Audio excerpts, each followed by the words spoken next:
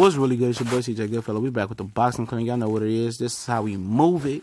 And you know, Boxing Scene had an interesting article talking about I'll link it to the description. Is Keith Thurman the forgotten man in most people's pound for pound list? And I believe so.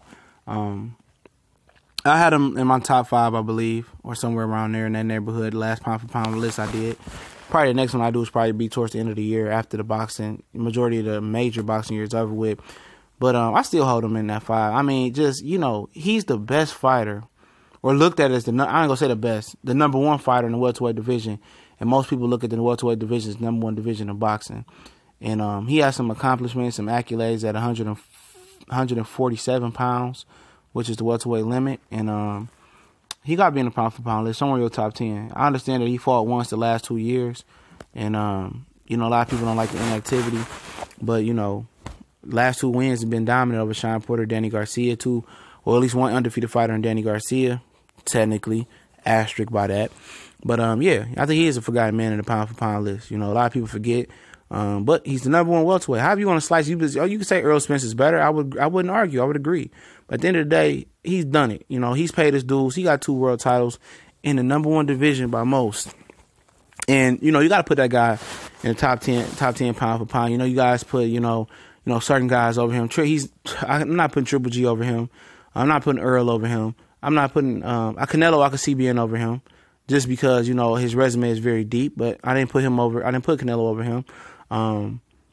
You know, a lot of different people. You know, Lomachenko, maybe you could put him over. I'm not gonna argue. I had him over him. Terrence Crawford, I got him over him. You know, I do have Terrence. I think I had Terrence Crawford over him. Because he's been more active. He's dominating the competition he's supposed to dominate.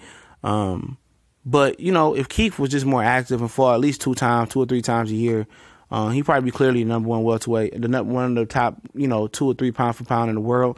But it's that inactivity has been killing. But at the end of the day, you can't deny the talent, you know. And people act like he can't, you know, can't win out at the welterweight division and beat Earl, Terrence Crawford, and beat Sean Porter, Danny Garcia again, whoever comes.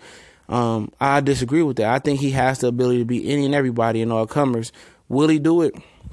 Only time will tell. You know, only time will tell. It'll have to take one. He beat Earl Spence, then you guys are gonna be, oh my God, he's the greatest thing since sliced bread. You know what I'm saying?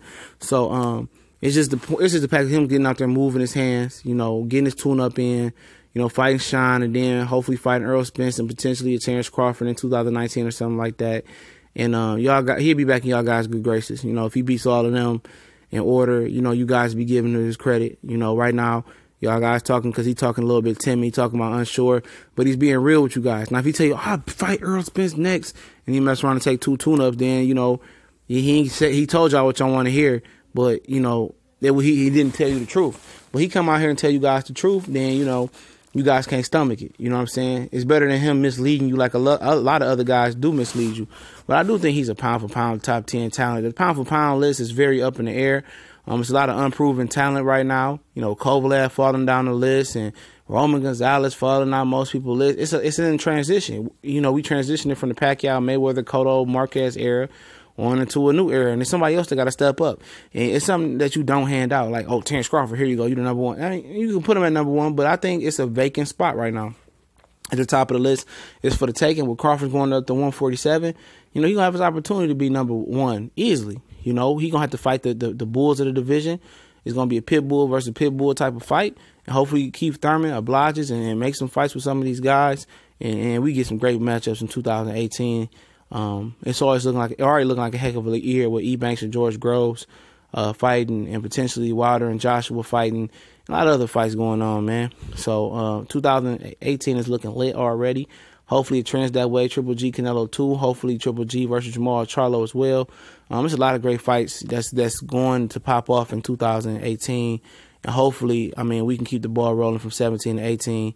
And you're going to have a super middleweight that's going to catapult into the top 10 as well after the World Boxing Super Series tournament. So it's a lot of things that's going to go on.